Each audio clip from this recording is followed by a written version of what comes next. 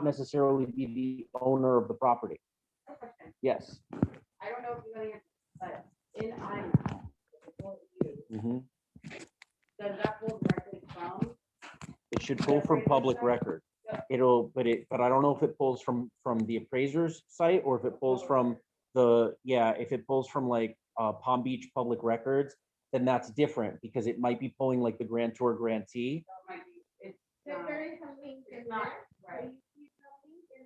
But it may not be accurate. Right. If you can see the deed, it might be pulling from the deed. Because if it's pulling that information from the grantor grantee index, then it's more accurate than what is potentially on the tax record website. You know, but the safest thing to do is look at the deed. If somebody has passed away and it's an estate, you need to make sure that the property has been probated or there's some mechanism transferring the property to whoever is purporting to own it at this point. So if it's kids, heirs, if there's a personal representative. If there's nothing, then we got to get the seller in touch with a probate attorney who can go through the probate quick enough to be able to get the property listed and sold. You know, so one of the probate attorneys that we work with works very quickly. There's another probate attorney that we've worked with a lot that works very slowly. And, you know, some people like her better, but she still works very slow. And that's, you know, I don't know how to explain to people that working faster is better when you're selling property. But if the seller has their own attorney, you know, you have to tell them, well, hey, listen, I've never worked with this attorney before. We don't know how quickly they're going to work. All we can do is introduce you to the attorney that we know works quickly, you know, and then if they go with them, great. If they don't, they don't. Yes. Yes. Okay. So Ronnie is asking about rights of survivorship on deeds. Okay. So there's a couple of different things that could potentially be on a deed. If a husband and wife own a property and it says to John and Jane as husband and wife, and one of them dies, the property automatically transfers to the spouse. That's called a tenancy by the entirety. So if you got husband and wife on the deed, husband passed away, you're fine. You could have the wife, the widow, sign the listing agreement. We're still going to need the death certificate from the husband eventually, but that's okay. We'll get it. If both parties are on a deed, they both have to sign the listing agreement. Okay. Otherwise, it could potentially be invalid. Yeah, you might be able to hold one party responsible for it, but it's messy. So you want both of them. If you have an LLC and there's two members, you want to have both members sign the agreement. If you're only dealing with one member from an LLC and you have never talked to the other member, how do you know that that member agrees that they want to sell the property? So you want to have both members sign. If it's a corporation, you could have the president sign. Okay, back to what Ronnie was asking about with the deeds too. Joint tenants with right of survivorship. If somebody has the property as joint tenants with right of survivorship and one of the persons dies, the other person automatically gets the property. If they are tenants in common and one person dies, the other person doesn't necessarily automatically get the property. Tenants in common means whoever owns the property, if they die, their portion of the property goes to their heirs, which means the property could have to be probated. There's also a ladybird deed or a life estate where it says Jane Smith has the property as to a life estate, and upon her death, the property goes to Bob and Kim, her kids. Okay. If there's a deed like that and Jane dies, then her kids automatically own the property. Those are the things where if you see them, you can send them over to me and just ask. Ooh. I don't know what happened. Sorry. DJ, I missed what you said about the personal representative. It's a probate. Who goes on the listing contract? The personal representative does, or everybody that's supposed to get the property? Representative. Just a personal representative. Okay. Yep. And if it hasn't been probated yet, you can have the person who is purportedly going to be the personal representative sign the listing agreement and the contract, but the contract needs to say this contract is contingent upon successful probate for the seller. Okay, Okay. and then same in the MLS, you want to list that this property is going through probate, so that everybody is aware of it. Because if the seller needs to change later on or something like that, you don't want to get into misrepresentation. If the wrong personal representative signs the listing agreement and the contract, you could potentially have an invalid contract, something like that. You need to make sure that it's fairly certain as to who's signing. If you don't know who's going to be the heirs and who's going to be the personal representative, have all the heirs sign the listing agreement. Hey, we've got 3 kids, let's have them all sign. Then we know that everybody has agreed to this going forward. You can hold them all responsible. Okay. What did you I've had say that situations where we've had 9/11 7 heirs have to sign a listing agreement and a contract. So kind of speaking on that real quick, I had a chance to get a listing, but I ended up getting the buyer side anyway. And there was gonna be a unique situation like that, where 3 sisters are on the deed. Mhm. So I would have to have all 3 sisters sign up here. If they're all on the deed, everybody that's on the deed needs to sign. and- yes. And they all have to agree on everything moving forward. We need all 3 of them to agree and sign everything that we do. Yes. moving forward. Yes. Wow. Yeah. Question from who was asking the question online? I think Michelle had a question. Michelle? Okay. Yeah, I had a question. yes. What was that line about contingent on what? Did you say probate? Contingent on successful probate. Yeah. Successful probate. Okay, because I have a listing today, actually, that's a probate, so it's awesome. to get Yeah, you over. want to make sure that any contracts, it says that, because a probate is a title issue. The seller can't clear title if there's a probate issue. So the buyers need to know and they need to understand that. And then, the reality is, if the probate attorney is working too slowly for the seller, we can have our probate attorney review it and see what she says about it too. Sometimes probates take a long time. And the reason for that is we don't know who the heirs are. So if somebody dies without kids and they have to figure out like which cousin or which nieces and nephews the property's supposed to go to, there could be people where we don't know where they are. We have to discover who the heirs are. It can take a long time to do that. There can also be a dispute as to who is owed the property. So again, figuring out who the seller is, I'm spending time on this because for your listing agreement, it's the most important thing. You have to have the right person sign your listing agreement. Otherwise, you could just be totally shit out of luck on a listing. Okay. All right. Broker is obviously Premier. And you guys as agents of Premier can sign on behalf of the brokerage as well. Everybody hear that? So in that line, we can either put our name or put the broker. You're going to put the brokerage name in the broker But line. you're signing. Yeah. But we're signing. on You're the- signing on behalf of the brokerage. Yeah, So because you're you're gonna ask me or you're gonna. right, because you are an agent of the brokerage. Because the broker is representing the seller, not. The you. broker is representing the seller, Yeah. not you. You guys are independent contractors Yeah. that hang your license with the brokerage, Premier Listings. Premier Listings is the broker, okay?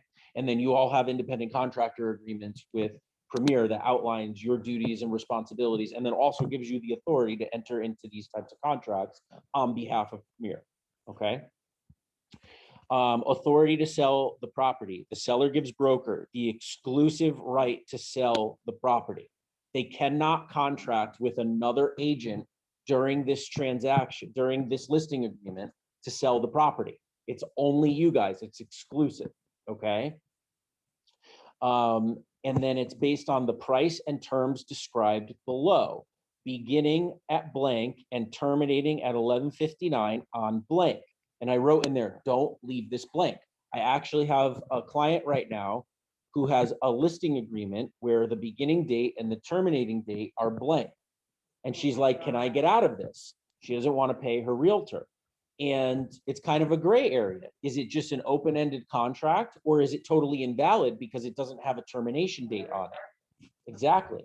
We don't know when it started. Obviously, it started at some point, but we don't know when it's supposed to end. And this contract continually refers to the termination date. And if there is no termination date, then it's just an infinite contract, which I would argue is unethical for an agent to have a listing agreement that has no termination date. And I would also argue that it could potentially be a totally invalid contract. So even if there were signatures and the date and time or whatever at the end of the contract, referring back to that, it's still. Yeah, signatures on the last page are not where your There's no- termination date is there's no defined. validity. Yeah, the termination date is more important than the starting date. But the problem is if you don't have a starting date, well, what if the seller comes back and says, actually, I have a buyer right now. I didn't want you to start this agreement until next week. Well, you didn't write in here when it's supposed to start. So who's to say that they're right or wrong? Exactly. But, and I'm glad you said that. Is it usually 6 months, Charles? It's usually 6 months. I have seen 12 months. I've seen 18 months. I've seen 24 months.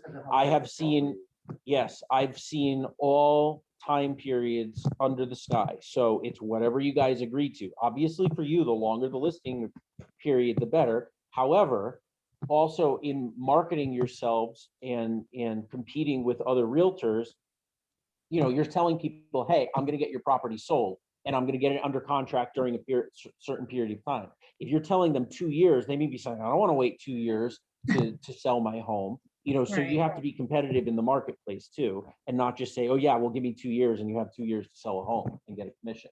You know, so I've seen realtors do that before too. And then what ends up happening is your client just gets pissed off at you, and you don't want to have a pissed off client. And I want to be clear on something too. The beginning date, that is not the start of the actual listing date, correct? When you put it on the It is MLS, the beginning date of this contract. yes, it is the beginning date of the listing, but you don't necessarily have to have it listed publicly by that date. So for everybody, but for everybody who's getting these signed, if your client is saying, I don't want to sign it today, because I don't want to list for 2 weeks, I want to list until next month, but I want to work with you, Mhm. it's okay to start this contract. Yes, That doesn't you can. dictate what- So you can start this contract and then you can put in the additional terms, you know, seller agrees to have agent list on the MLS and this, sorry, it's my, Always do that because otherwise, let's see that they wait 1 month. Yep. Then you already have 1 month. exactly. Well, get them under contract. You know, you want them to sign this listing agreement, and if they don't want you to start marketing it for a month, fine, make it 7 months instead of 6 months and say, well, the first month we're not marketing it for you. That's what we agreed upon. And then make sure whatever you agree upon, you put in the additional terms too, because you want to make sure that everybody's on the same page. Here's the other thing. You want this to start as soon as you guys sign it, because if they go out and their neighbor contacts them and says, hey, I want to buy the property from you, you have the listing. Okay, this agreement says that you get paid your commission. So you don't want this contract to start in the future. You want it to start as soon as you're signing it. You can always agree that, yeah, I'm not going to put it on the MLS for you until whatever date because you've told me to. And then you need to put that here in writing as well. Okay, but you need to be very clear with them too. Hey, from this day forward, if a buyer comes forward, you know, this is my listing, I get a commission on. Okay, so they need to understand that too. And it says that in here and you can walk them through it, okay? We'll get to that part. Okay, so upon full execution of a contract for sale and purchase of the property, all rights and obligations of this agreement will automatically extend through the date of the actual closing of the sales contract, okay? So let's say your listing agreement ended today. This is the termination date, February 17th. And you get a purchase and sales agreement executed today, okay? It automatically, yeah, before 11:59 p.m. tonight, it automatically extends through the closing date of that contract, because you got the purpose of this listing agreement is to get under contract during the term of the listing agreement. Okay, and then you get paid all the way through closing. So if closing doesn't happen for 6 months on this contract that you've signed today, the last day of the listing agreement, you're still going to get paid. That's what this contract says. Okay. Seller and broker acknowledge that this agreement does not guarantee a sale. Okay. Because you don't know whether or not you're going to get them under contract during the course of this listing agreement. You also don't know if you do get them under contract, whether or not that's gonna close, because there can be things that are outside your control that cause it not to close, okay? And in some situations where something doesn't close, you can still be entitled to your commission. Depends. We'll get to one of those parts Quick later. question, would- Yeah.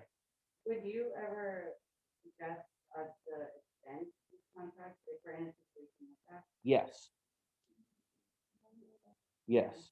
You can do, well, yeah, but if that property doesn't close and your listing agreement expires, you can't go and put the property back on the market. So if you're gonna extend a contract for purchase and sale, and it's gonna go past the expiration of your listing agreement, I would recommend extending your listing agreement too.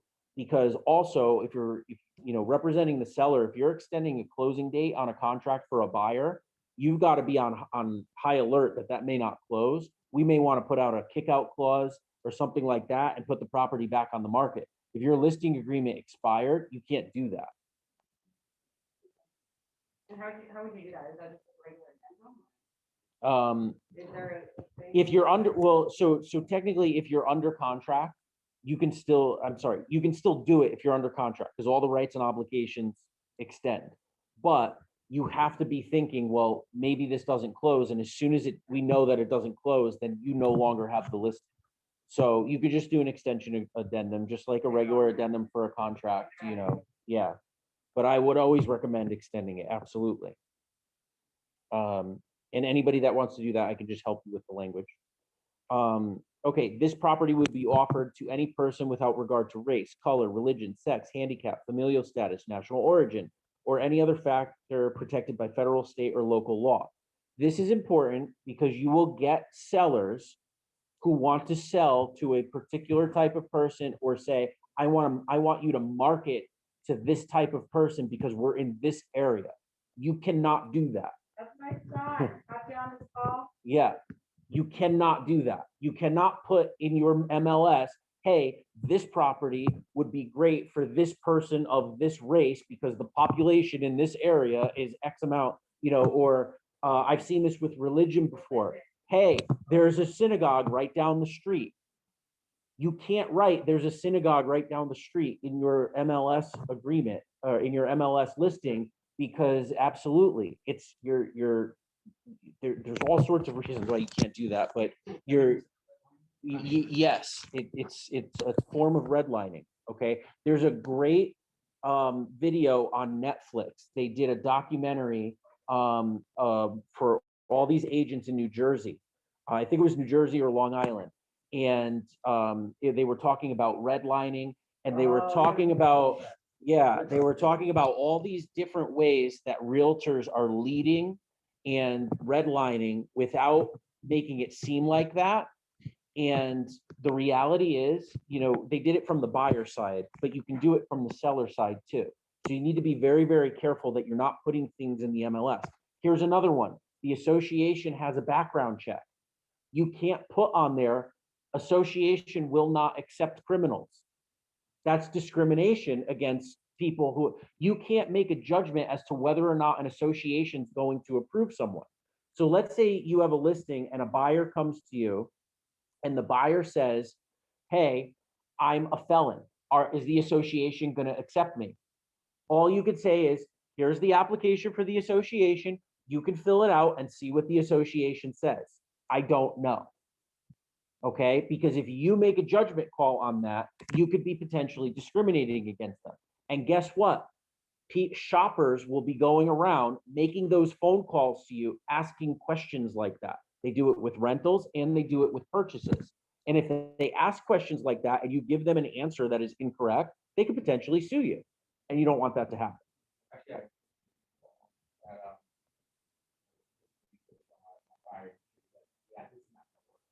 Yeah. Ronnie's saying he has a listing agent that did research on the buyer and said it's not going to work. They cannot do that. Okay, it's discrimination. You don't even want to get close to discrimination. Okay, so you are absolutely well within your right for sellers, you know, to tell them, no, I can't do this. And if, you know, if it's a huge problem and they're saying all sorts of things, you know, I've had people cancel their listing agreements with sellers. What if the seller themselves are being discriminatory. We're good, right? We're not doing. Yeah, if the seller themselves is being discriminatory, you need to make sure that they're not making you discriminatory. Okay, and you need to put them in their place too and say, you can't say things like this. I have an obligation, let me handle it. And you know, what you're saying is discriminatory. And if you're gonna keep doing that, then we can't continue this relationship. It's not worth your guys' license for someone to sue you guys over discrimination. Regularly happens. Yes, it does. And the reason I'm spending time on this, it does happen. And rentals too, happens a lot with rentals. Landlords, I don't want this type of person living here. I don't want this type of person living here. I don't want that. They can't do that. You can't put that in a listing, okay? You can't even broach that subject with a buyer or a tenant. Yeah, those are all violations of, risk of losing your license. Yep. Not only risk losing your license, but get sued. Yeah. Hey, And your E&O insurance may not cover it because you could be acting outside the scope of what's covered under your E&O because you're not acting, you're committing a crime by doing that, and your E&O insurance may not cover you for criminal activity. So, seller certifies and represents that it is legally entitled to convey the property. This is what I said earlier. The person signing this is saying they're legally entitled to sell it. But guess what? If they're not, you're still shit out of luck. So what? It says that they may not have any money to cover your commission. Legal description on item 15. You can put the shortened legal description here. And then you also, if you want to, you can attach the deed or something like that, which has the legal description on it. Okay. You don't want to get into the situation of where you shorthand a legal description and the legal description doesn't match up with what the property actually is. So condos, things like that, they may have unit numbers in the legal description. If you're putting a shorthand that just has the lot and block and doesn't have like unit number or something like that, well, you may have just put the wrong legal description and you entered into contract to list a property that doesn't exist, or, you know, it could be invalid.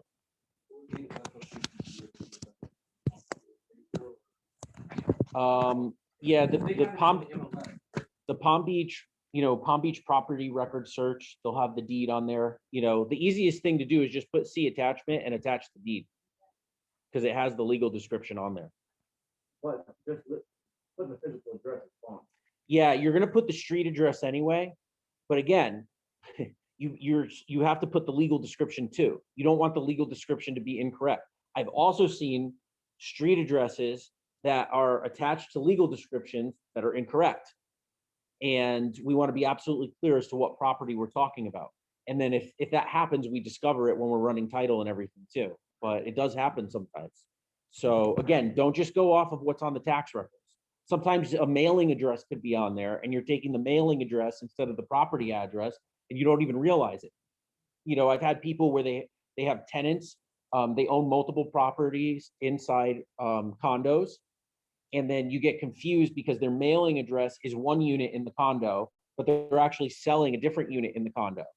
And then the listing agreement is wrong because you put the wrong unit on there.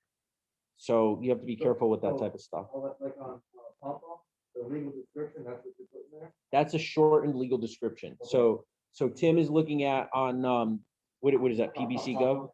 Yeah, on the property appraiser's website, there's a legal description there. That's probably the shortened version of it. It might be the full version, but a lot of times legal descriptions are at least 3 lines, 4 lines long. Some of them are very, very long. You can put the shortened legal description there and also put C attachment.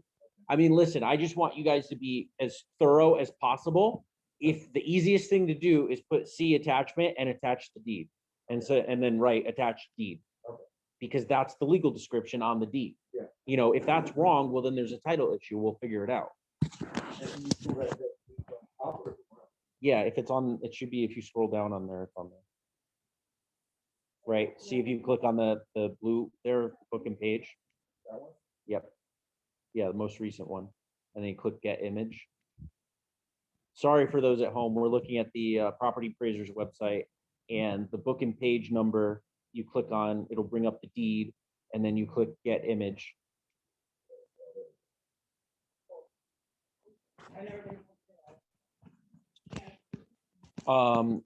Occupancy. If, oh, sorry, personal property So then before I you- get to you just print occupancy. that. Yeah, print that and attach it. Yep. Thank you. If the property is going to be listed, including appliances, make a list of the appliances and the personal property and attach it. It could be pictures, it could be anything, but attach it if there's going to be personal property going with the listing, because you're going to put that personal property in the MLS, okay? But if it's not on the listing agreement, and then the seller says, "Oh, I'm not actually giving this really nice refrigerator. I was going to replace it with a shitty refrigerator." Okay, it happens, and then they go back, "Well, I didn't agree to that in my listing agreement." Well, How about TV? How about TV? Because if a TV is personal. yes, TV would be personal property. So, If they're gonna sell it with TVs, you gotta put the TVs in here. This is different from the contract. The real estate contract for sale lists out a bunch of things that are included already. This agreement doesn't do that. It says personal property, including appliances, and then it leaves a blank spot. You can take all of the language from the purchase and sale contract and put that in there under personal property if you want. Okay, the safest thing to do is take pictures of what's included or create a list of what's included and put C attachment. You don't want to get into an argument with the seller before closing because the buyer went through on walkthrough and all of the TVs or the cabinet that was holding the TV is gone. And you're like, "You told me that this was going with the property." And then you go back to the listing agreement and it doesn't say that on there. You could have it on the MLS as this is going with it. And then you go back to your listing agreement. So the MLS represents what's on the listing agreement. Okay. And the MLS is showing a buyer's agent essentially, "Hey, this is what I contracted for with the seller. Here's an offer to the buyer's agent as to a commission." Okay. And then the buyer and the seller come to an agreement on the purchase and sales contract. Okay. The MLS is an agreement between the brokers as to what the commission is going to be and what's being offered with the property. The purchase and sales contract is what the seller and the buyer are agreeing to. And the listing agreement is the contract between the seller and the brokers. Not just you guys as the listing agent, but also the buyer's broker too. Because there's information in here as to what type of commission the broker for the cooperating broker is going to get. Okay, so that's how these contracts work together. The listing agreement is not a contract between the seller and the buyer, and the purchase and sales contract is not an agreement between the brokers and the clients. Okay, Something about, I have a person tomorrow, has some furniture, something like TV, set, TV, furniture. It's not my company, never said that I was gonna be any furniture. Mhm. You're buying it, and I'm like, no, you're not, it doesn't want. If they're not there, they have to take that. yeah, if the personal property is not listed in the personal property section, the seller is supposed to remove it. Now, How would we know that? well, As a buyer, like representing the buyer. on the contract, well, you won't know what's on the listing. Okay, the contract is between the seller and the buyer though. So if it doesn't have personal property listed there, the seller's supposed to take that out. On the MLS. No, on the no, when they sell the property, the seller is supposed to remove their personal property if it's not on the contract. It's my job to make sure that. Yeah, yeah.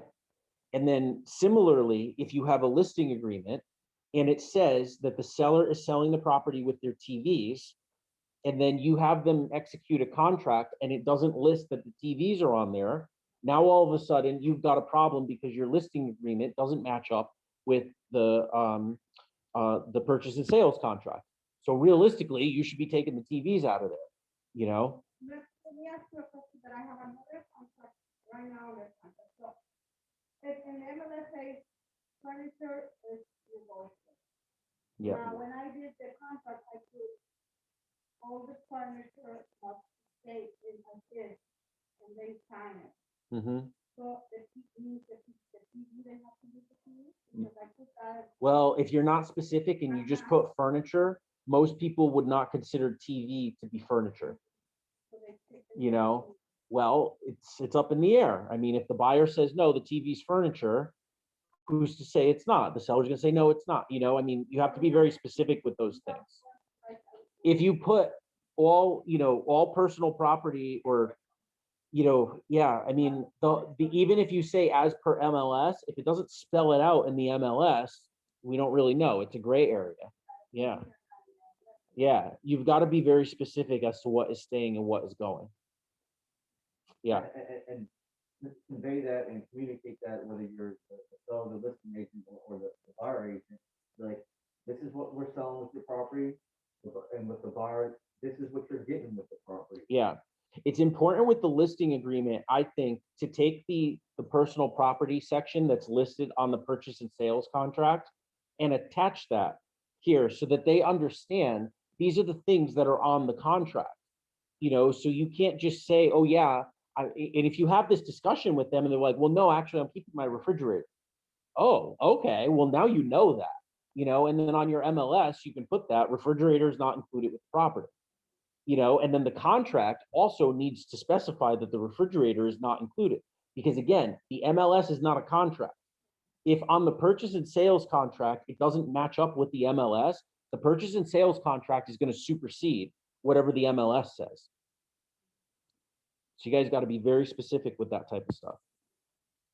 Occupancy, if the property is going to be occupied, but needs to be vacated, then you guys have decisions to make, okay? Because if you're selling the property and the tenant is supposed to vacate, you cannot guarantee that that tenant's going to be out of there, and your landlord may have to end up evicting them. Well, landlord or the buyer may have to, it depends. So when you are doing a listing, you have to have a frank discussion with the seller and figure out, okay, well, is this person supposed to move out in 6 months or are they moving out next week?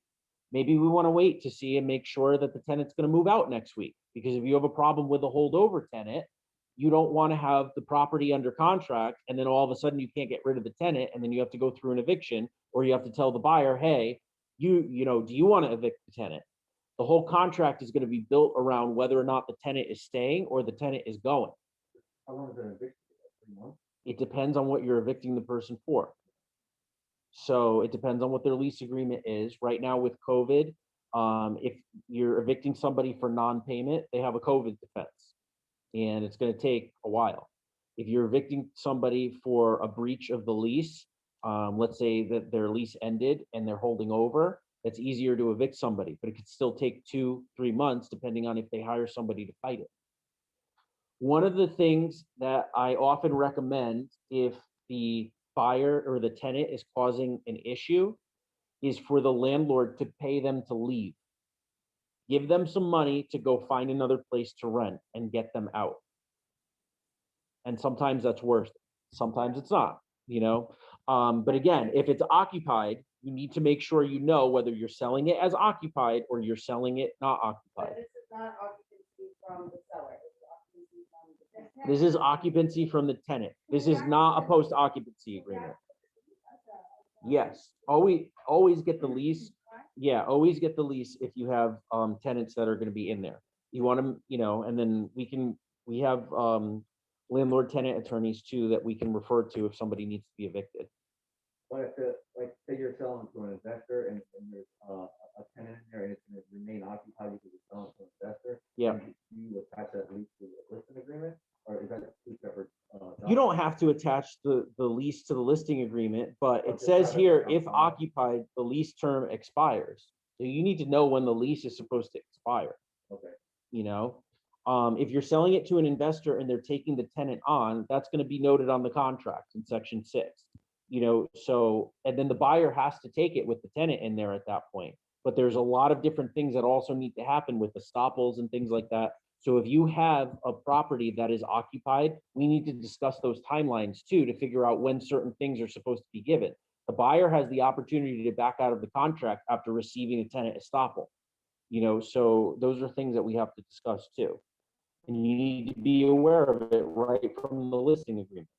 You know, you could have a listing agreement that's for 6 months and the lease term could expire in a month. Well, is the seller going to rent it out to somebody else? Do you also have a exclusive right to lease as well? Sometimes a different agent could have the ability to lease and you could have the listing for the sale. You guys got to coordinate as to what's supposed to happen with that too. That's a I great, have a that's question. a I great have point. an investor that bought a property and, so with the tenant. Mm-hmm. So they already have a lease for the seller. When he bought it, can he raise it, right? Once a lease is supposed to expire, then to renew a lease, he can raise the rent. He has to give them notice to vacate though. He has to say, okay, we're gonna be raising the rent. So if the lease expires March 31st, by March 1st, he's got to say, we're raising the rent. And if you're not gonna pay the new rental rate, you got to be out by March 31st. And you have to give proper notice for that. Yeah, at least, usually it's at least 30 days. If there's a 1-year lease and you're gonna terminate it, you need to give them 60 days notice. Okay, But like, kind of speaking on that situation where, the lease could be coming up in a month or two, mhm, and, you have someone coming in that wants to buy it, or wants to raise the rent, mhm. is that ample opportunity to tell them I'm gonna buy this property, I'm gonna increase their rent, or you have to wait a whole nother year to raise the rent? Yeah, it depends on when the lease is going to expire. So we're assigning the lease from the seller to the buyer. And then so the buyer has to operate under the terms of that lease. Sometimes the buyer and the seller, they get along well enough during the course of the contract to where the buyer can talk to the tenant and they can tell them what their plans are. Sometimes the buyers don't want to do that, and sometimes the sellers don't want the buyer talking to the tenant until after they take over. I know we're. Yeah. If you have an investment, you're taking on the rest of, some of the rest of the businesses, do I now need to make a contract with the new buyer or the new owner Mhm. and the current tenant, or can you keep it with the current tenant? So it depends. So the question is, do we keep the current lease with the investor buyer, or do we have to create a new lease? It just depends on when the lease term ends. So for instance, if the lease term is going to end in a month after the closing date and the buyer wants to extend that tenant, you can make a condition of the sale that either the current seller extends the lease or creates a new lease to assign, or that you execute a new lease with the tenant with the new buyer that doesn't start until the closing date or something like that. I normally try to get the seller to agree to modify the lease term or enter into a new lease with the tenant, because the seller's the one that owns the property at that point until the closing date. And then on the closing date, we assign it. So we don't make it effective until the property actually closes. But we have the seller actually agree to it with the tenant so that neither side can back out of it at that point. Price and terms. The property is being offered for sale on the following terms or on other terms acceptable to seller. Okay, the price. If your seller wants $500,000, okay, then they're giving you permission to give them contracts and show them, and they're telling you that they're going to enter into contract for $500,000. This gives you a little bit of leverage. So if you start getting offers for 500,000 or more, and the seller's saying no, well, you could be entitled to your commission because the seller could be saying no and breaching the terms of this listing agreement. Okay. Now it also says, or on other terms acceptable to the seller, because if they put 500,000 here and you bring an offer for 490, but it's cash, and the seller says, okay, fine. Well, that's a different term that the seller is willing to accept, but they don't have to accept that. They don't necessarily have to accept anything that's above 500,000. And here's, the next section talks about financing terms. You're going to check off cash always. You're going to check off conventional. But maybe the seller is saying, well, I don't want somebody that has an FHA loan. Okay. That's not necessarily discriminatory because there's different things with FHA loans. There's appraisal contingencies. Okay. What if we're trying to get something that we think is not going to appraise out? Well, if the FHA and the VA have appraisal contingencies, so maybe the seller's saying, well, I don't want something that's going to require an appraisal contingency. Okay, well, then you don't need to check off those sections. And if you get any FHA or VA offers, you could say, sorry, the seller's not doing this because they don't want an appraisal contingency. Okay, that's one way to get around doing that without being discriminatory. That's the reasoning behind the quote unquote discrimination against the VA and FHA loan. It has nothing to do with the type of buyer. It has to do with the appraisal contingency itself, because the seller doesn't have to accept an appraisal contingency. So what happens for the seller if a person enters into a contract agreement with a conventional loan, but they obtain an FHA loan during the transaction? They switch from a conventional to an FHA or VA, I guess? So What would happen because now the appraisal pays the house? the contract is gonna, when you do the purchase and sale contract, it's gonna start as a conventional, okay? If it's going to switch to FHA or VA, the seller has to agree to that. Seller does have to agree. Yes, because they contracted for a buyer with a conventional loan, and that's what's checked off on the contract. Yes, they'd have to, because the new addendum, the FHA rider, the FHA VA rider is gonna need to be executed for the lender, and the seller has to agree to that. Seller financing is always an option too. If the seller is gonna hold financing or they're okay with it, you can put those terms in the listing agreement. It doesn't hurt to do that. If seller doesn't want to do that, you don't put it in here. Assumption of the existing mortgage, that rarely happens, but like I put on the side here with PLO, we might have a PLO deal where the buyer is going to be assuming a mortgage, so that being said, you may not have a listing agreement for that type of transaction, and we may just be skipping this entire process with listing agreement. So it is rare.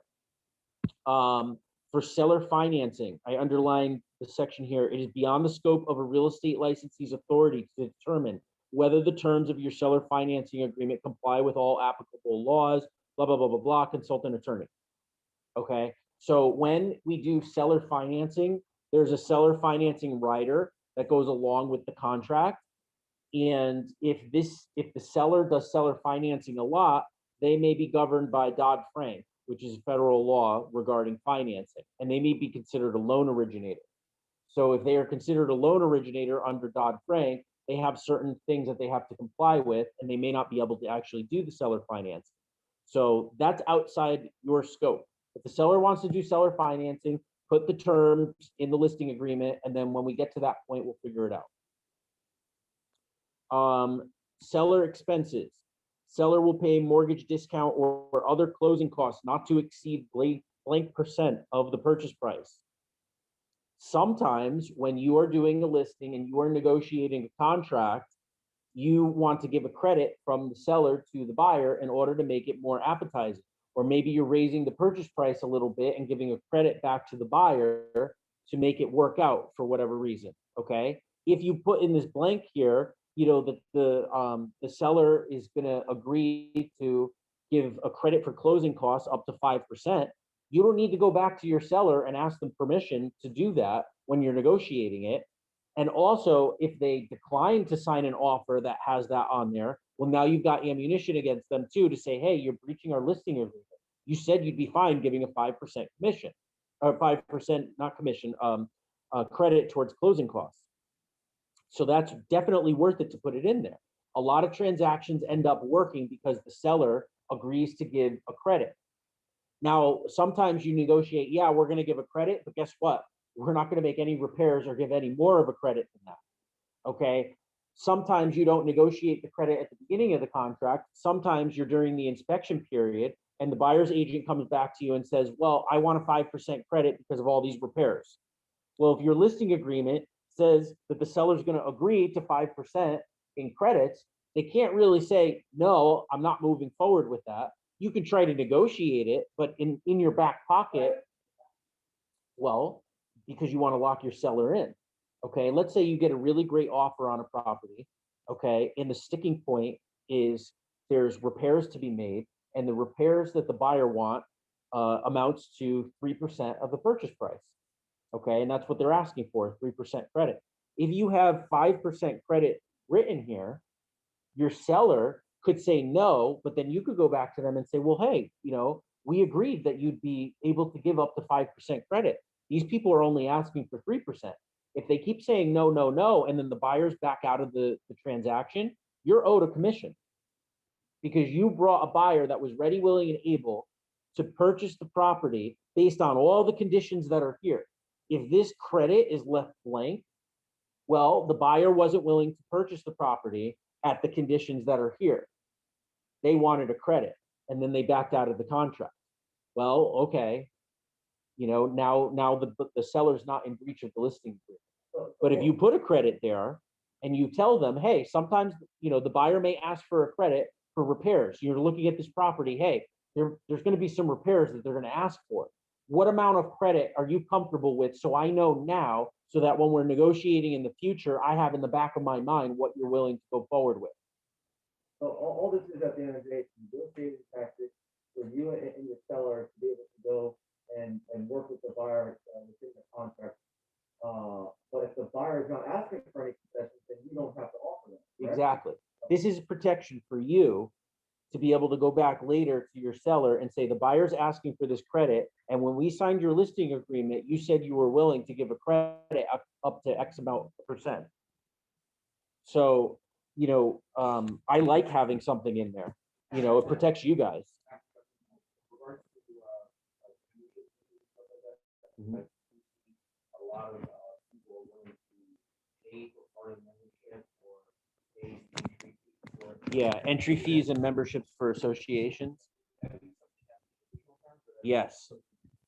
You put that in the additional term that the seller is willing to contribute X amount of dollars towards a country club's membership fee or bond or whatever the fee is. If I don't think there's another spot on here for that, but if there is, we'll take a look at it. So just the additional terms. Okay, broker obligations. The broker agrees to make diligent and continued efforts to sell the property in accordance with this agreement until a sales contract is pending. Okay, once there's a contract pending, you don't have to make diligent and continued efforts to sell the property because you're under contract. Is it smart to take backup offers and things like that? Yes, but you're not required to. And then with offers, there's a whole different section on that. So we'll get to that. To kind of protect the seller and be smart about the situation, then would you, when you get an offer, would you put it under pending or put it under backup? If you're, It depends if you want to accept a backup offer or if they don't want to. If they want to keep selling his house, Yes, that's the difference. if your seller wants to accept backup offers, then put it on backup offer. and then you can continue to show that. You can continue to show the house. But Yeah. pending, you show the house with pending too or no?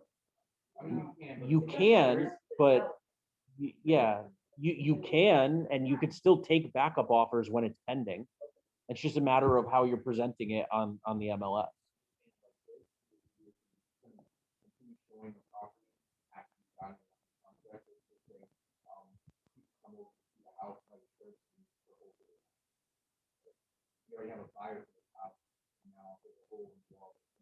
Yeah, you have to get permission from your seller to continue showing the house after it's under contract. Yeah, especially in this market, there's a lot of deals that are falling through because of financing and appraisals and things like that. And people are willing to pay cash too. People are coming down from up north, they're paying cash, people are paying above asking price. Take backup offers, you know, take advantage of the backup contract addendum and do it. You know, and then the other thing too is you get a backup offer that you like, and the first offer has financing. Now you might be calling me saying, how can the seller get out of this contract?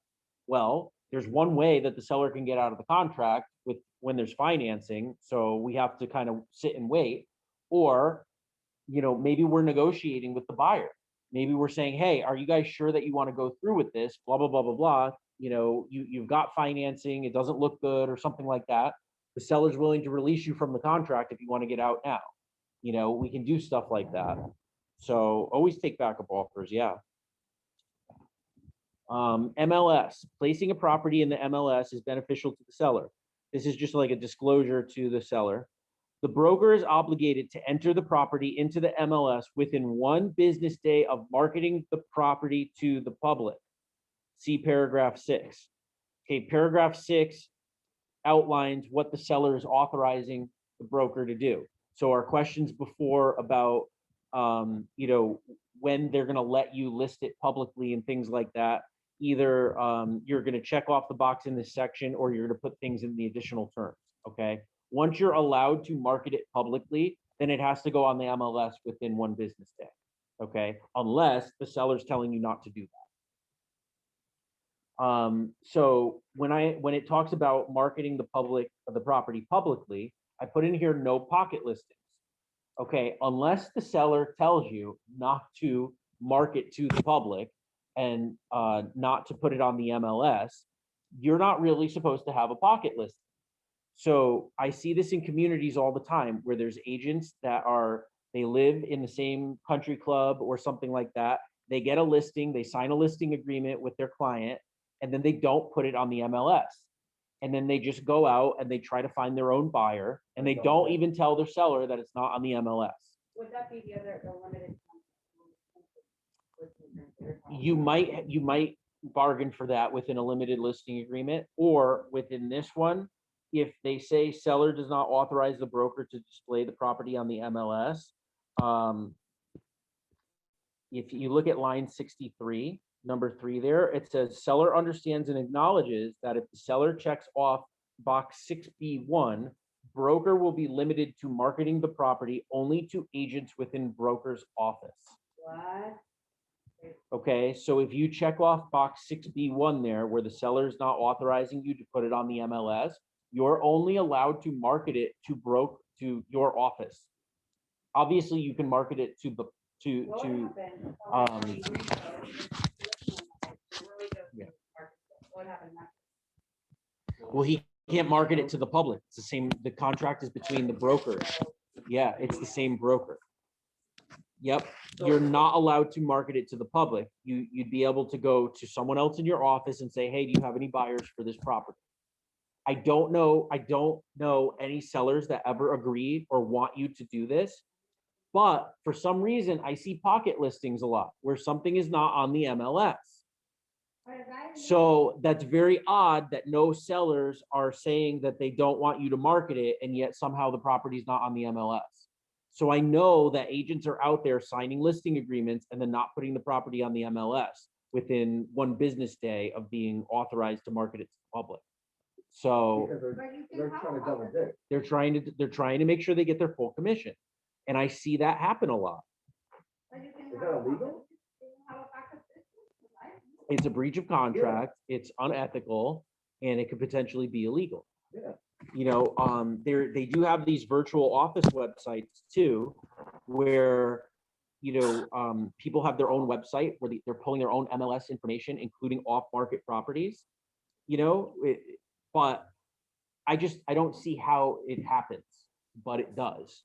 So if you see something like that, I mean, call out other agents on it. Don't let anybody in your office do something like that either, because it's a huge liability. You don't want your seller suing you for not having it marketed publicly when they're telling you to do it. Right, but if you have a pocket listing, I don't have a listing agreement, I can have a pocket.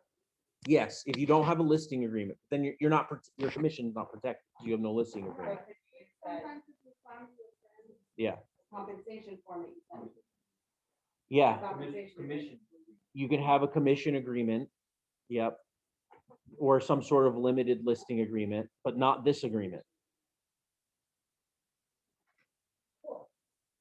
Yeah, a commission agreement wouldn't be a listing agreement, because if you go out and find a buyer, you're basically saying to them, I'm not listing your property for you, but if I find somebody for you, it's like a for sale by owner.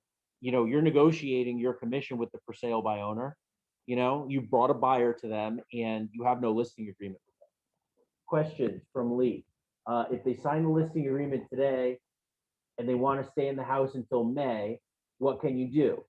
Okay, you can either tell them, you can figure out whether they want to do a post-occupancy agreement. And when you market the property, you can say, you know, the closing date has to be after May, or if we close earlier, we need a post-occupancy agreement.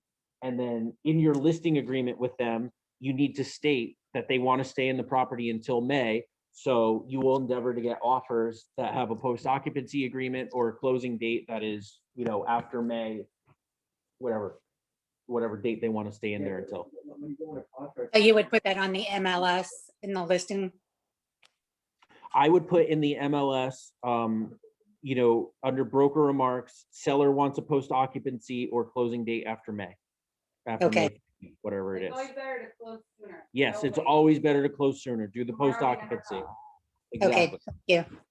And then you can explain this to your sellers too and say, hey, yeah, I understand you may want to close, but if the buyers may want to close later, but if the buyers are willing to do a post occupancy agreement and you have to pay rent, well, guess what? You can pay rent out of the proceeds from your sale. You're going to have money in your pocket from the proceeds of your sale. And guess what? I don't know if the economy is going to collapse tomorrow. Get it under contract and get the property sold so that, you don't know what's going to happen in the future. Right now is a seller's market, so get it sold and do a post occupancy agreement if that's the case. 21 day close. Wait, wait, wait. Yeah, exactly. Great, thank you. The commission thing, you can market it publicly. Market it to the public. For the commission agreement, Yeah. it depends on what the commission agreement says. So, this contract is not guiding you when you have a separate commission agreement, So I would make a commission agreement like as vague as possible, that type of thing. So, okay. Let's see, talk a little bit. On line 58, display the property on the internet except the street address. You need to check off that box if you're going to put, like pictures up on Facebook and Instagram and say, hey, I just got a new listing at this property, but you're not supposed to put the street address on it. I don't know why, but You're not supposed to put the street address on. yeah, it says display the property on the internet except the street address. Yeah. But you need to check the box to be able to display the property on the internet. We put that in an additional term, like seller's okay, or is that just totally not allowed? You can cross off, you can cross off the except the street address. Yeah. So I want to make sure that that's absolutely clear because it says above that you can put it on public facing websites, but that's different than Facebook. Facebook is not actually a public facing website because you have to be, you may have to be friends or you may have to be a member of Facebook to actually, or part of a group to see what's being posted on there. So it's not considered.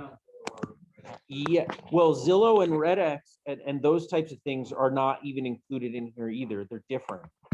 But anyway, you want to have that box checked off and then accept the street address. I would, cross that off. So if you want to put the street address, you can.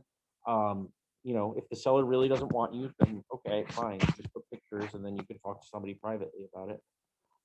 Yeah, it is. But you can put like. It's a little outdated. like city and area on the street addresses. Yes, you could put city and area, absolutely. It's very specific. It says street address, So, you could put, hey, it's in, Boca West Country Club. Okay, well, people can figure out where the heck it Yeah, is yeah. based on the pictures,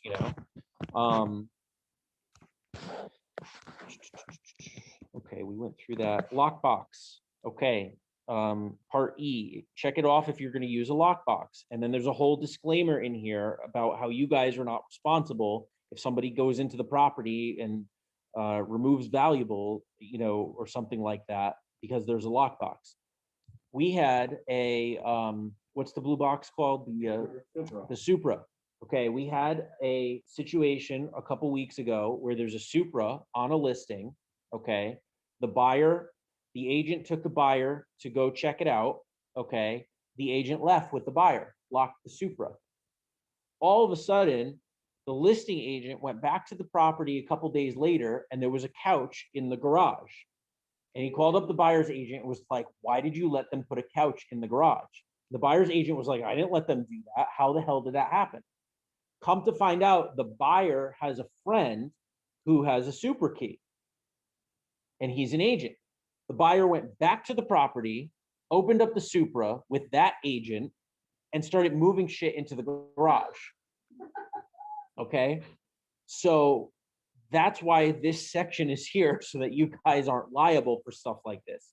You don't necessarily have to tell your seller a horror story like that, but you do have to go through and say, hey, we put the lockbox on here. Listen, it's a lockbox, you know, if we're putting a Supra on it, obviously only people who have the combination, if it's a lockbox, or only people who have Supras can get into it. But if I put a Supra on here and it's listed on the MLS and an agent calls me up and says, hey, I want to go see the property.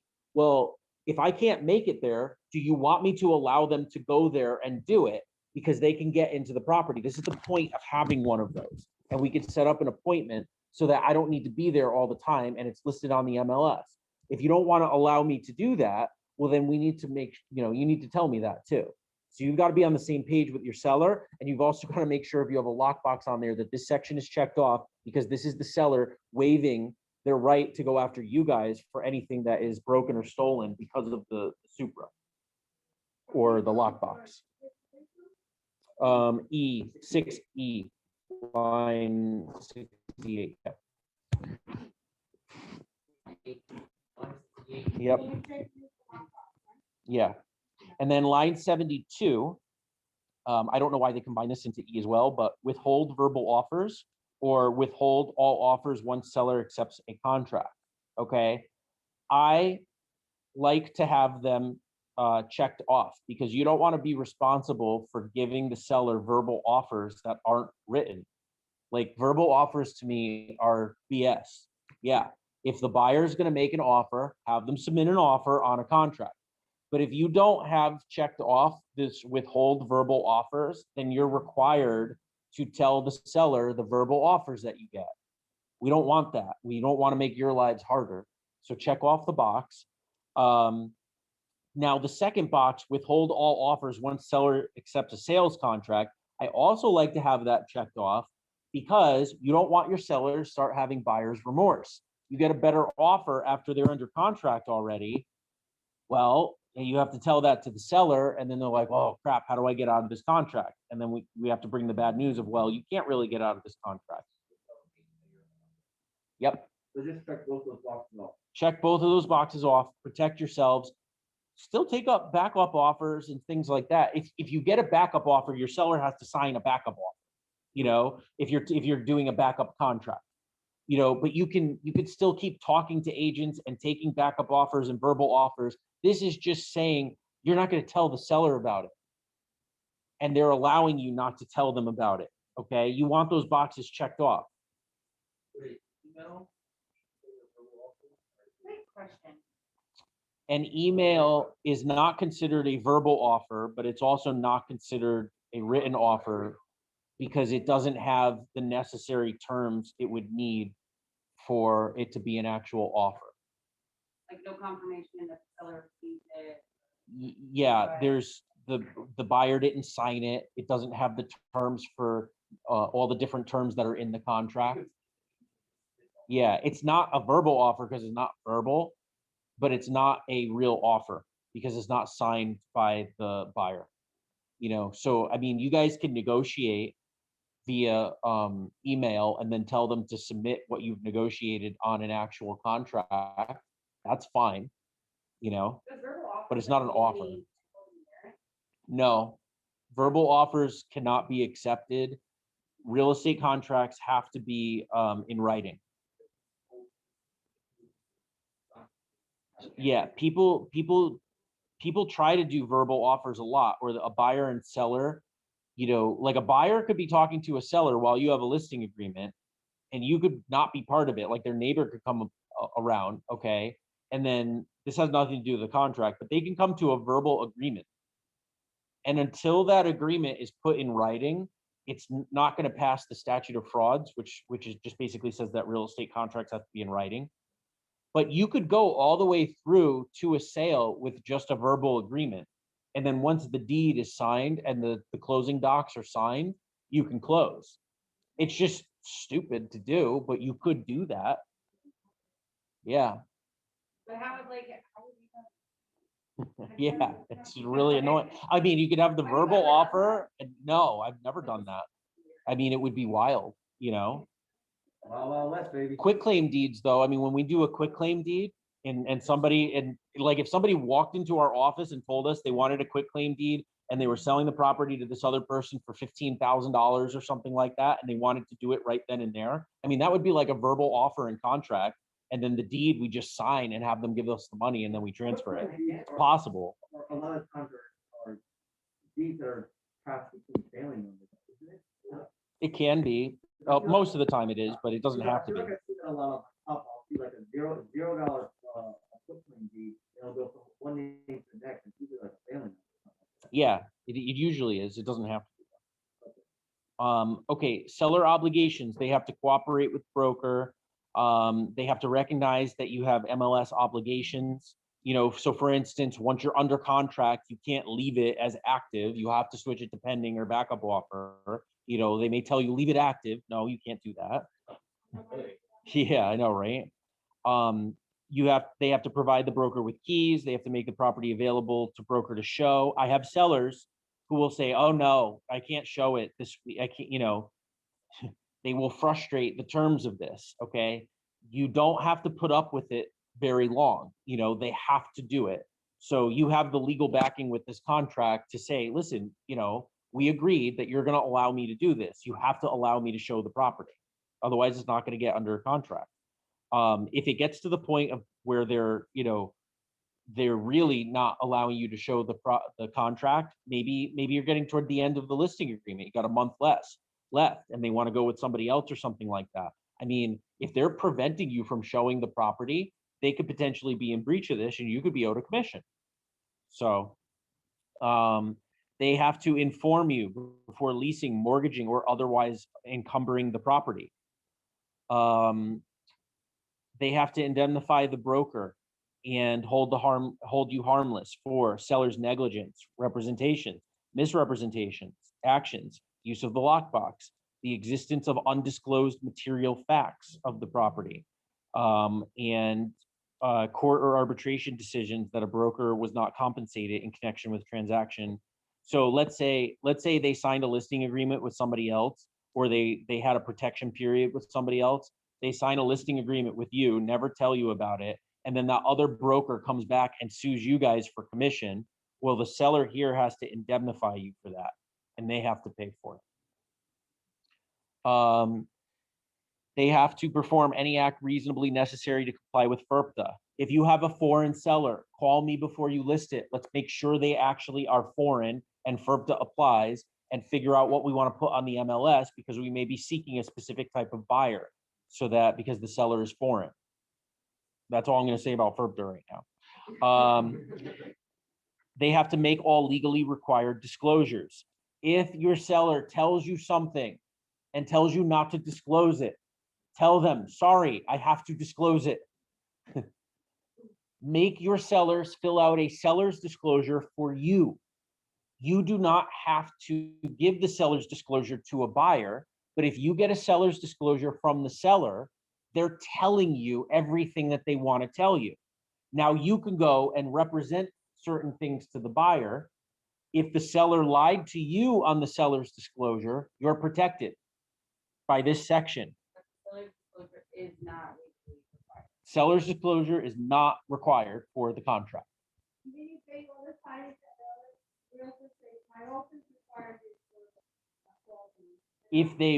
If they write it on the contract that a seller's disclosure is required and the seller signs off on it, then the seller has to give a seller's disclosure. But if there's nothing in the contract stating that they need a seller's disclosure, then there's none required. Yeah. Yes. Yeah. Yeah. There's no reason why you don't need to do a seller's disclosure. You could do a seller's disclosure. I always recommend getting one for your safety. If the seller doesn't want to give one to the buyer, they don't have to, you know, but you guys should get it for yourselves so that you know what the seller is representing to you, and you have it in writing that the seller represented this to you. And then that way, if you're making a representation to the buyer and the buyer's agent, and then later they come back and say, you didn't tell us about this, you could say, I didn't know. Nobody told me that. You have your own seller's disclosure. Sometimes the seller say, I never knew the property. Yes, there's another document for like an anti-seller's disclosure. It's basically the seller saying, I've never been in this property. I don't know anything about it. I'm not representing or warranting anything about the property. There is a form for that. Yeah, we have something like that. I don't think it's a standard form, but it's on like a lot of REO properties and things like that. You know, if you need something like that, we can put something together like that.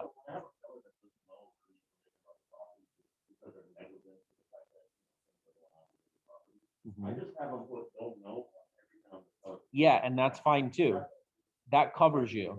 Yeah, and you could say to the buyer's agent, well, I don't know, the seller hasn't been here. If we find out later that the seller was lying about it, you guys aren't responsible for it because the seller told you they don't know. You can only relay information to the buyers and the buyer's agent that the seller has relayed to you. You're not making your own independent determinations as to the condition of the property or anything like that. You know, and then the buyer's agent and the buyer are getting an inspection period, and they can discover things that they discover, you know, and whether those things are material or not, if the seller truly didn't know about them, they didn't know. You know, you get into a problem with the seller where they start concealing things like that. But if the seller's not telling you, how are you supposed to know? Question about that. Yeah. Already had a situation where the downstairs neighbor of a condo called her and Mhm. said, hey, their refrigerator was leaking into my apartment. You need to Mhm. tell the buyer to disclose that information. Yep. Is she obligated to disclose information given from somebody other than the seller? Yes, if it's true. She needs to confirm that with the seller. Okay, and But she the seller's like, I don't know. yeah, if the seller's like, I don't know, well, then we need to find out, is there like an association or something like that who would know? Because if the seller's lying to you, again, they're breaching this contract, you know, and you have to be able to tell your seller, listen, it's going to be better in the long run for you if you tell me the truth on this, because if the buyers discover it, it's going to cause a shit show. You could get sued for misrepresentation. You don't have to tell them those types of things, but you could say, well, you know, let me get the attorney on the phone so he can explain what the consequences are for this. Okay. But always disclose. There's no harm in disclosing things, you know. If you have to, you know, you can disclose something and you can tell the buyer, hey, this is built into the purchase price. There's no problem. The seller's telling me there's no problem right now. This was a problem in the past. They fixed it. Always disclose. Protects yourself. Protects you guys. And then, you know, say this is already built into the purchase price. If it's something, you know, that you think the seller's just not going to repair and, you know, something like that. Sellers will always say, yeah, this is broken. I'm not repairing it. Don't tell the buyer. No, you have to tell the buyer, you know. If the seller does not fill out a disclosure, does not disclose anything, the buyer's planner cannot, like, would they do it? Legal action after. The sellers can pursue, I mean, the buyers can pursue the seller for known defects that are material that the seller didn't disclose. So the seller would have to know about it. It would be, you know, misrepresentation. And there are certain things in the contract too that talk about what the seller has to disclose. It's usually things that would materially affect the value of the property. Yes. Yeah, how many times do we have sellers that filed insurance claims, didn't tell anybody, and then when the buyer went to go get insurance, they found out that there was an insurance claim on the property? That would be misrepresentation by the seller and potentially fraud. Okay, section 8. This section is not an either or section. You can fill in everything here. Okay, so A is for the commission. You're going to get a % of the purchase price plus the transaction fee, or a dollar amount. You don't have to take a percentage. You can take a dollar amount.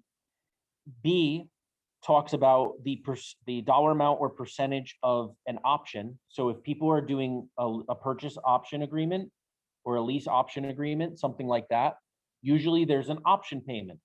You know, so if somebody is paying $50,000 as an option payment and you have a percentage here, you could be collecting a percentage of that option. There's no reason not to fill this out because you don't know if in the future a buyer is going to offer to do an option agreement and then the seller says, oh yeah, okay, I'll agree to that. You know, you might want to lock yourself in for a dollar amount of that. Yeah, for the option agreement, I would recommend locking yourself in for a dollar amount rather than a percentage because they can negotiate to have a $10 option. You know, Which we've seen be like 7,000 to 10,000 or no less. it No, could not be the anything. option. The option, What do you? it really could be all over the place. I've had $50,000 options. You know, I've had higher options than that. I've had much lower options. You know, it just depends on how they negotiate the lease option agreement. So, I'm kind of confused. Say to put a dollar amount there, but how do we know what dollar amount? It's whatever you, if it's, so here's the thing. If it's an option agreement, it's not the same thing as a commission for closing because the closing didn't happen. Okay. So you want to lock yourself into some sort of payment for that because you don't know whether it's going to go through. You're still going to get a commission if the buyer exercises the option and purchases it. But if they don't exercise the option, then you just had a listing agreement. It went under basically a lease or an option agreement, and then you lost out on that sale. So you want to lock yourself in. I would just put a dollar amount. I don't care what it is, whatever you want, 2 grand, 3 grand, 5 grand, you know, and then when you negotiate the option agreement, well, then the seller's going to say, well, you know, I need the buyer to pay, I'll give them the option for 10 grand. I got to pay my agent 5 of that, you know, whatever it is. Can you do that? Yes. And then on that same thing, that money is going to you, not the buyer, right? Yeah, this is all. Yes. And this percentage up here. So, is us too, it's the- not buyer's agent. the- We haven't gotten to that Yeah. yet. Yeah, the cooperating broker is in section 9. Okay, so AA would be like 3% of the sale, or 6. No, 6. Okay. 6 in A. Or 5, whatever you guys. Right, you know, 6 is better. C talks about ground lease value. This is for a lot of, you know, some, mobile homes, you know, some commercial properties have gross leases. You can put a dollar amount or you can put a percentage of the gross lease. Usually percentage there is fine because the gross lease, you know, there's going to be a dollar amount for the lease. Broker's fee is due under the following circumstances. 1, if any interest in the property is transferred, and I put quitclaim deed up there. Okay, I've had sellers who said, okay, I have a listing agreement, but actually I'm going to transfer the property to my son now. Okay, well, if they do that and you have a listing agreement, technically you are owed a commission. Maybe the son's going to keep the listing with you and go forward and sell the property, but maybe not. Whether by sale, lease, exchange, governmental action, bankruptcy, or other means of transfer, regardless of whether the buyer is secured by the seller, broker, or any other person. So you have this listing agreement, the seller's neighbor walks over and negotiates a deal with the seller one day. You are still owed your commission on that transaction. What about the bank? Yeah, during bankruptcy, the property would have to be transferred. So a lot of times the property is not transferred during bankruptcy. Okay, but if the property is transferred during bankruptcy, then you would get your commission and you would be somebody waiting in line during the bankruptcy. It's not common to be able to get a commission through bankruptcy, but what ends up happening is usually the personal debt is discharged in bankruptcy, and then the lien is still on the property, and the seller still owns the property, and then when they sell it, the lender has to get paid. So even though they're not personally obligated to pay back their mortgage, when the property is sold, there's still a lien on the property, and there's going to be a payoff for that, and they have to pay it. A lot of times people don't realize that. If you have a seller that went through bankruptcy, you know, it's a good idea to ask a seller if they've ever been through bankruptcy, because if they have, A lot of times they think they don't have to pay off a mortgage, but they might, because there could still be a lien on the property. And a lot of bankruptcy attorneys don't explain to the seller what the actual terms of their bankruptcy are. Yeah, their personal obligation to pay the loan is discharged, but so what? There's still a lien on the property, and when the property is sold, that needs to be paid off. It's just not their personal obligation to pay it off.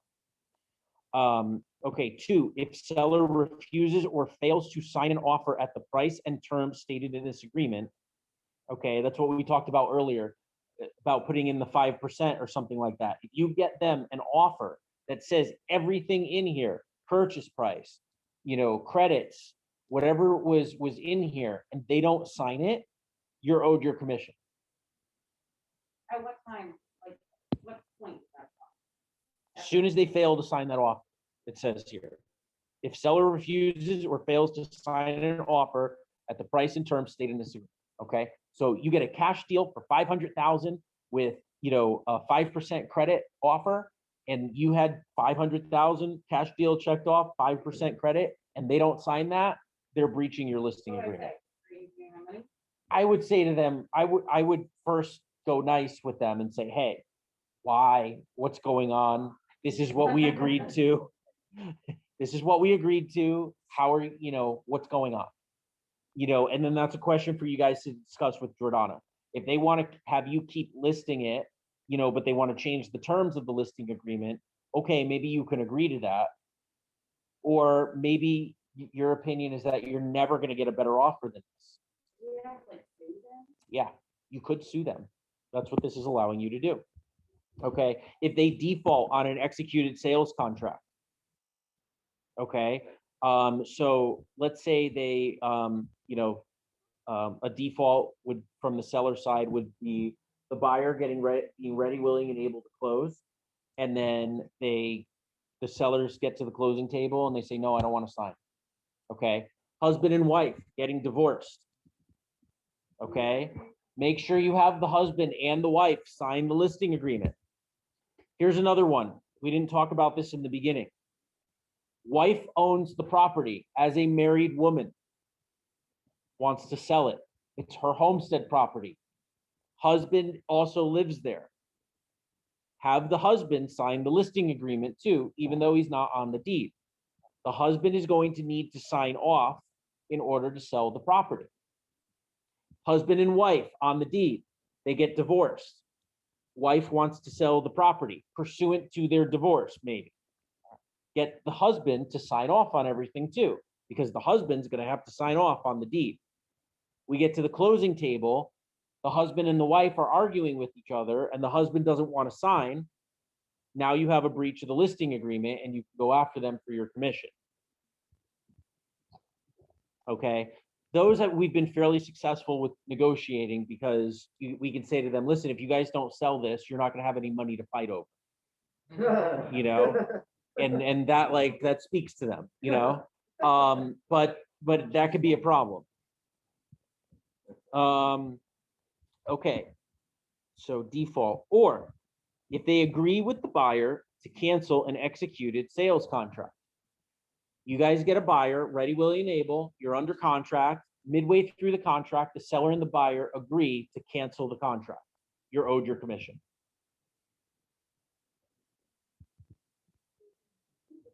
Okay, Is that D3 that you just talked about? yes, No. D2. Oh, D2 okay. has multiple parts to it. Okay. If the seller chooses to, or does not want to cancel, or wants to cancel the contract. I don't know. If the buyer is in default and the seller is going to get paid out of the default, there's a separate section in here for what percentage that you're supposed to collect of that default as well. Okay, which that's E, we'll get there.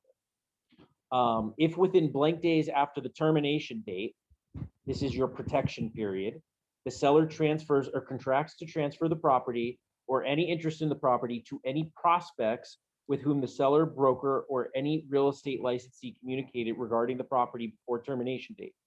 Okay, so you put in a time period there. It's usually 60 days after the termination date. If the seller sells the property to anybody who is a prospect, which it doesn't define what a prospect is, okay, then you're owed your commission. So what you should do, if the listing agreement is coming to an end and the seller doesn't want to continue with you, you should be giving them a list of prospects. These are all of the people that we communicated with, whether it's an agent that brought a buyer over one day. You want to save all of this information, okay?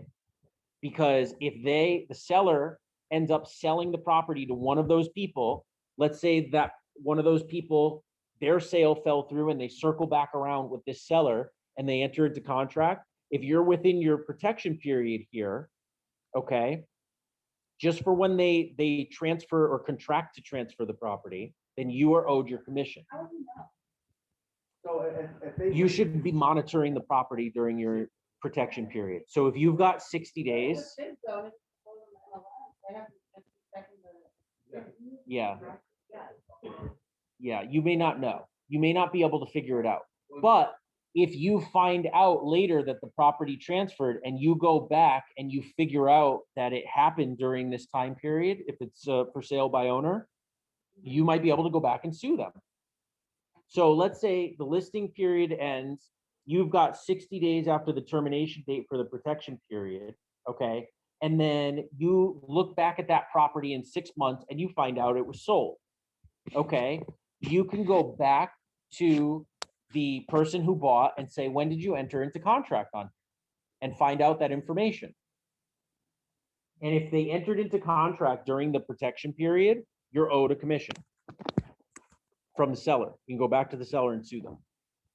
So if your listing agreement expired and they either relisted with a different brokerage or did a FISBO, within that 60-day period that they did that, they found that buyer from the prospect of buyers that you were working with Mhm. over that listing agreement, that's when you're owed your commission. So it says here, however, no fee will be due broker if the property is relisted after the termination date and sold through another broker. Okay, that's the caveat. Even though it's a prospect and during the protection period, because the presumption is, for whatever reason, you were unable to come to terms with that prospect and the new broker was able to. Don't know why, but they were.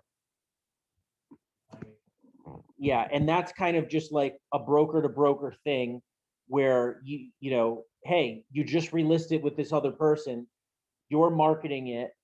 You know, if that buyer comes back around, well, now there are new marketing efforts put in by that new broker. So that's not your prospect anymore.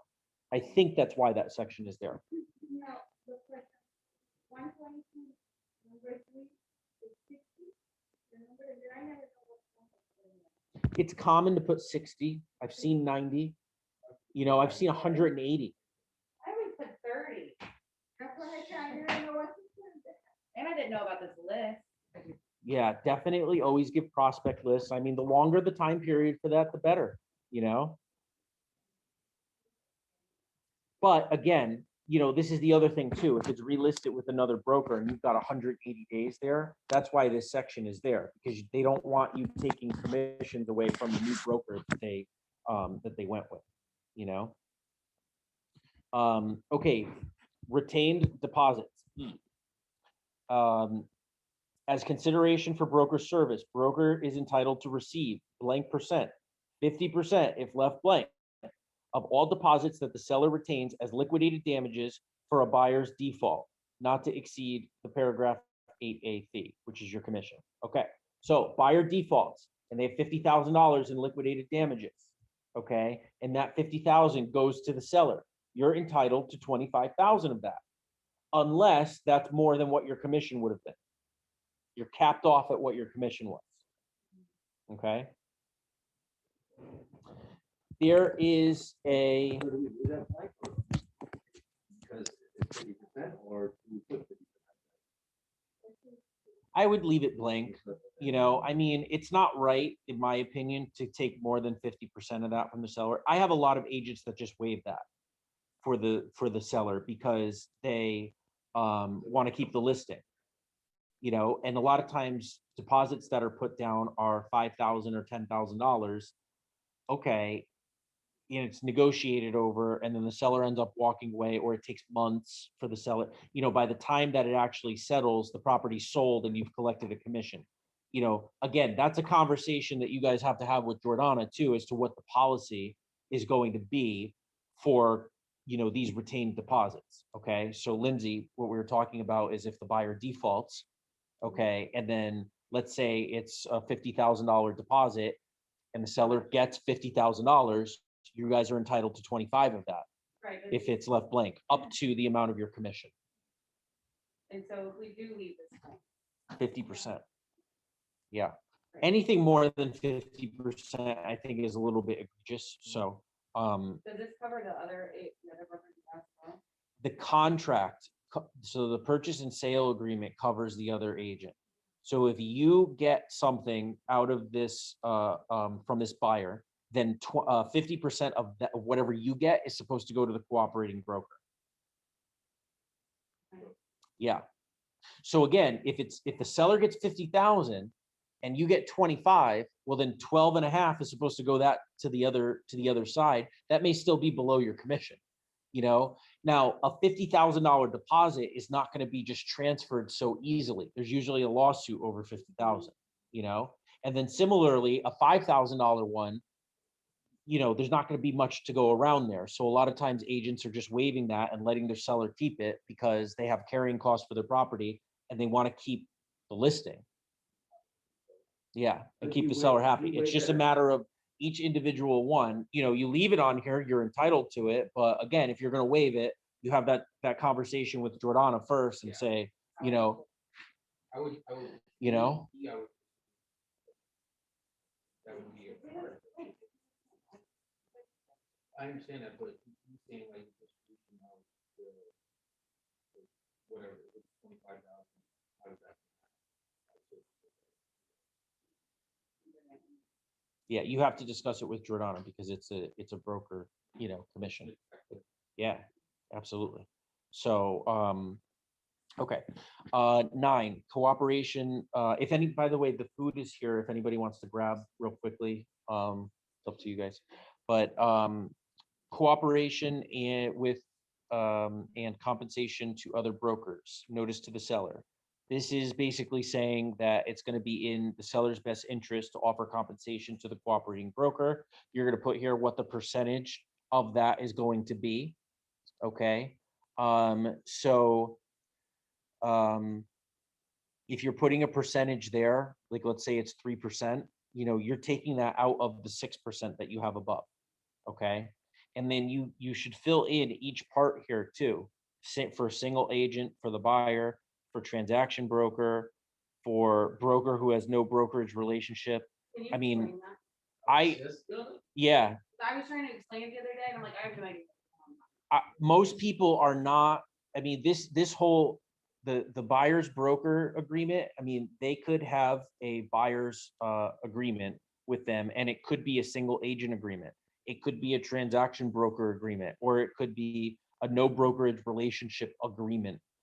I don't know why you would choose any other one, other than like single agent, but it's possible. And you as the listing agent can't control what agreement the buyer's agent has with them. So, I mean, all of these different blanks have to be filled in, all the percentages anyway, because if the buyer's agent ends up being a single agent, and you only have 3% written in a broker who has no brokerage relationship, well, then you didn't contemplate that. Like you should just put, if it's 3%, you should put it in all the percentage parts. So Really? Yeah, three of those boxes because they're all different. I always put one. All three of those Written boxes number. should be checked. All three of them Yeah, have I mean, 3%. realistically, it doesn't matter that much because you're putting on the MLS 3% to cooperating broker, and that's the offer that you're making to the cooperating broker. The problem is if you get into a situation where you put the wrong amount here and you put a different amount here than you did on the MLS, you might be eating some of your commission. So you need to make sure that they're the same. No brokerage.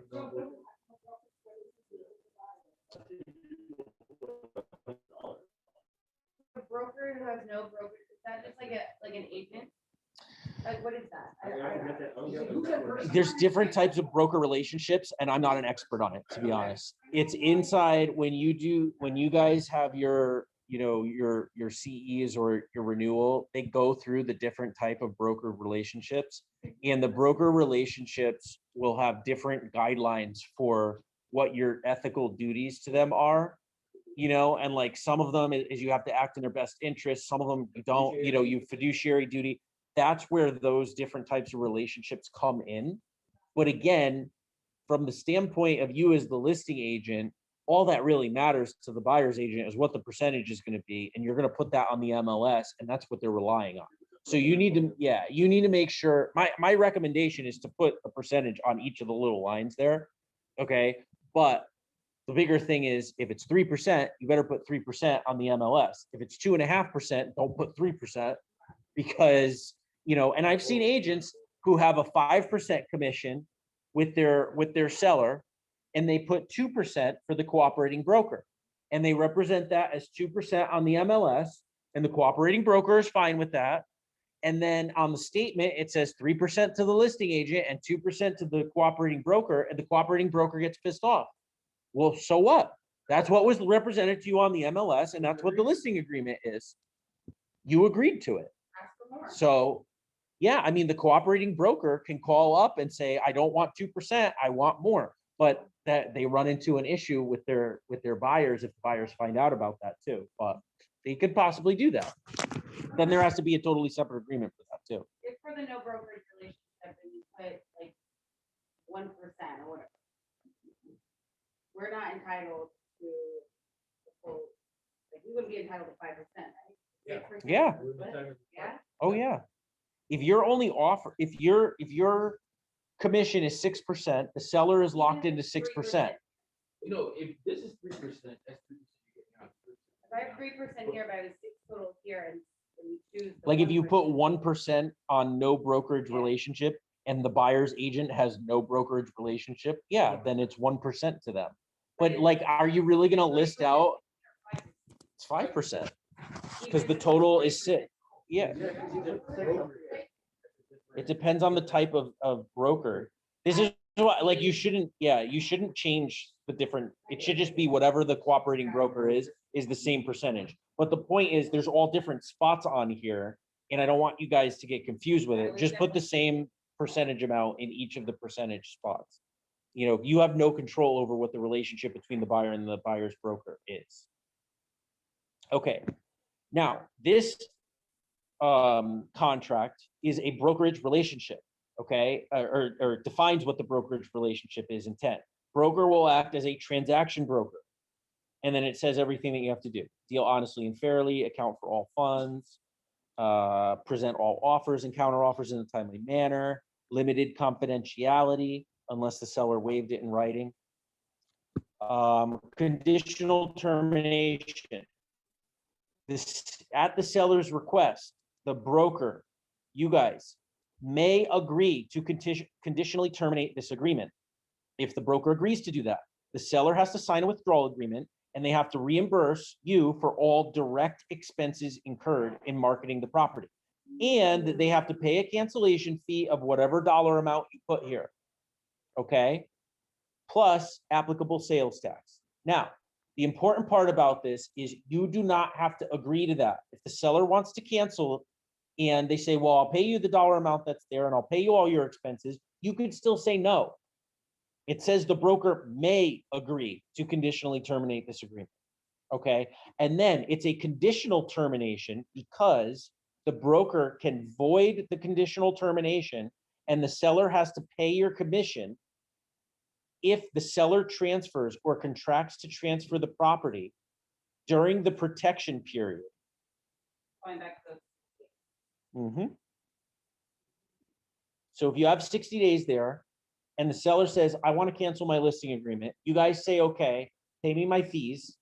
And then the next day they go under contract with somebody, you can void the conditional termination and go back after your commission. So if I put 0 in the cancellation fee, I sometimes, sometimes, but if, right, so that's what I was gonna say. If I put 0 here, I'm still entitled for compensation no matter what from my Yes. compensation, but Yes, they have to pay me back for the photos. the line that you put there for cancellation fee is just cancellation fee. You're still entitled to get reimbursement for expenses. 500, spend 250 on the photos, we'll get 750. 750.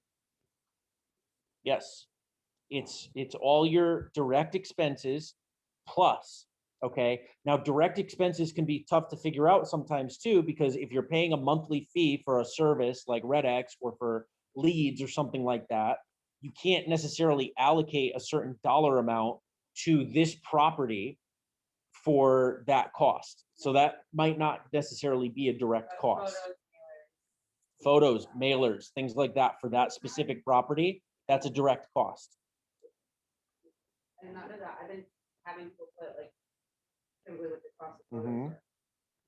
I don't even know how to use it. Dispute resolution, you have to go to mediation first if there's a dispute over this agreement. Whoever wins is entitled to reasonable attorney's fees. Miscellaneous, the agreement is binding on seller and brokers, heirs, personal representatives, administrators, successors, and assigns. If Dad, John, dies, whoever his heirs are still responsible for upholding the listing agreement, okay? It may have to go through probate in order to determine who the heirs are, and then if the probate goes very slowly, your listing agreement may end by the time the probate is over, okay? On 12, we all have to initial there on 12? The seller, the sales associate, and the broker? If on 12, line 154, you're going to agree to arbitration, I don't recommend agreeing to arbitration. Nobody likes to go to arbitration instead of court. Leave it blank. Miscellaneous, broker may assign this agreement to another listing office. Let's say you guys have a new agent coming over from a different place, okay? And they want to assign their listing to Premier. That is possible, but it also is going to be guided by what their independent contractor agreement is with the other company. A lot of brokerages, the listing is the broker's listing, and the independent contractor agreement states that if they leave, the broker retains the listing. Different agents may have different deals. It depends. So somebody that you're trying to recruit, you may want to find out whether or not they're going to be able to switch over to listing too. Sometimes brokers will talk to each other and just come to an agreement as to, okay, I'm going to take the listing over and we'll take X percentage, you take Y percentage, because it makes more sense for this agent, whatever. And again, it's going to be guided by the independent contractor. All right, that's it, guys. Questions? That was awesome. Absolutely, no problem. Is there anything recommended for the additional term? Yeah. Or just leave it blank unless you- So in the additional, I have to stop this for sure. Okay, so the, Thanks, guys. thank you. I'm gonna leave this on and answer these questions, and then anybody online, you can put questions or talk. So in the additional terms,